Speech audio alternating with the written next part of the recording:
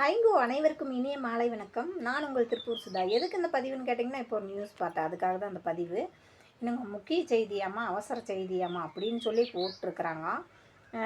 என்னன்னு கேட்டிங்கன்னா, விஜய் அண்ணா வந்து குழந்தைகிட்ட எல்லாம் அந்த கிண்டர் ஜாய்க்கும் சாக்லேட் வேணும்னா அடம் பிடிச்சி வாங்குற மாதிரி ஓட்டும் அப்பா அம்மாவை போட சொல்லுங்க அப்படின்னு சொன்னது வந்து பெரிய அளவில் தாக்கத்தை ஏற்படுத்திருச்சாம்மா. அதனால் வந்து விஜய் அண்ணா ஜெயிக்கலின்னா குழந்தைங்க நாளைக்கு என்ன வேணால், ஜெயிச்சிட்டாருன்னா ஓகே, ஜெயிக்கலின்னா என்ன வேணால் நடக்கலாம், இந்த அளவுக்கு வந்து குழந்தைங்க மனசில் நஞ்சை விதைச்சிட்டாரு அப்படின்னு சொல்லி ஒருத்தர் வந்து கம்ப்ளைண்ட் பண்ணியிருக்கிறாரு.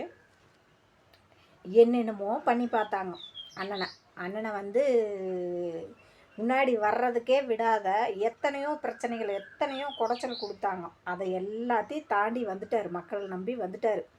மக்களும் முடிஞ்ச அளவுக்கு, மக்கள் உண்மையாலுமே இந்த அளவுக்கு ஒருத்தருக்குமே சப்போர்ட் பண்ணியிருக்க மாட்டாங்க. ஆனால் தமிழ்நாட்டு மக்கள் குழந்தைங்க, இவங்க சொல்கிற குழந்தைங்கலேருந்து வயசானவங்க வரைக்கும் எல்லாருமே வந்து சப்போர்ட் பண்ணிட்டாங்க.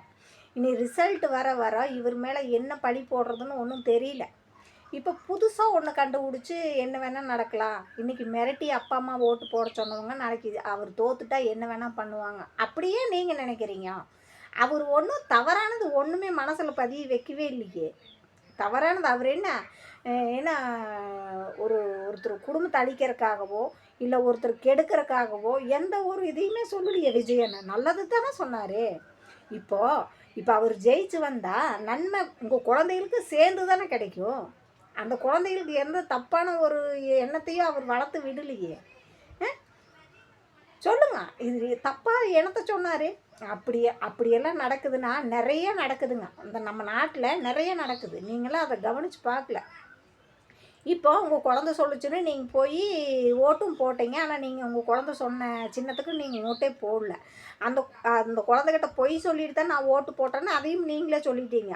இப்போ அந்த குழந்த இப்போ பார்த்துருக்குமே உங்களைய, நீங்கள் பொய் சொல்கிறீங்கன்னு சொன்னதை வீடியோவில் டிவியில் பார்த்துருக்குமே. இப்போ தான் செல்லு எல்லார் கையிலையும், குழந்தை கையில் கூட இருக்குது.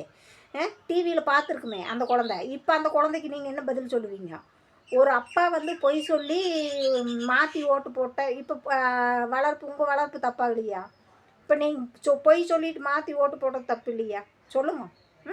அவர் எந்த நஞ்சையும் கலக்கலைங்க, யாருக்கு எந்த நஞ்சையும் கலக்கலை. எல்லாரும் வஞ்சகம் தான் பண்ணியிருக்கிறாங்க. அந்த வஞ்சகத்தை வென்று தான் அவர் வந்துட்டுருக்கிறாரே தவிர எங்கள் அண்ணன் யாருக்கு எந்த வஞ்சகமும் நினைக்கவும் மாட்டார், அந்த மாதிரி யோசிக்கவும் மாட்டார் அவர். சரிங்களா? நீங்கள் தவறான கருத்தை நீங்கள் மனசில் நீங்களாக புரிஞ்சுக்கிட்டு வந்து அவர் மேலே குற்றச்சாட்டு வைக்கணுங்கிறதுக்காக உங்கள் கருத்தை வச்சுட்டு இருக்காதீங்க.